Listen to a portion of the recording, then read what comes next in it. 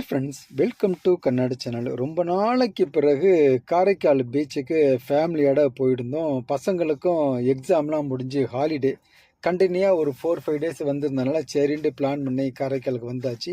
பீச்சுக்கு வந்த நேரம் பார்த்தீங்கன்னா டைம் கரெக்டாக 6 o'clock இருக்கும். நாம் போய் அங்கே ரிலாக்ஸ் பண்ணி உட்காரத்துக்கு அங்கே உள்ள போலீஸ் டைம்லாம் முடிஞ்சிச்சு, பீச்சை விட்டு கிளம்புங்க அப்படின்ட்டாங்க. அடாப்பாமே எப்போ பார்த்தாலும் இதே மாதிரி முட்டு சந்தா இருக்கேன்னு சொல்லிவிட்டு அங்கேருந்து கொஞ்சம் தூரத்தில் வந்து பிளாட்ஃபார்மில் உட்காந்தாச்சு. ஸ்நாக்ஸ்லாம் சாப்பிட்டு முடிச்சு பார்த்தா பிள்ளைங்க வந்து சில ரைடெலாம் போகிறேன்னுச்சு. சரி போயிட்டு வாங்க அப்படின்னு சொல்லி பார்த்தா எல்லாமே வந்து பிரேக் டான்ஸு போகணுன்னு சொல்லிவிட்டு பிள்ளைங்களாம் நின்றுச்சு. சரின்ட்டு ஏற்றி விட்டா நீங்களும் வந்தாலே வாங்க அப்படின்னாங்க. ரொம்ப கம்பல் பண்ணாங்க. நம்மளுக்கு ரொம்ப நாள் கழிச்சுன்னா தலை சுற்றிடுவேன்னு சொல்லிவிட்டு இருந்தாலும் மனசில் ஒரு தைரியத்தை வச்சுக்கிட்டு பிரேக் டான்ஸில் ஏறி உட்காந்தாச்சுங்க.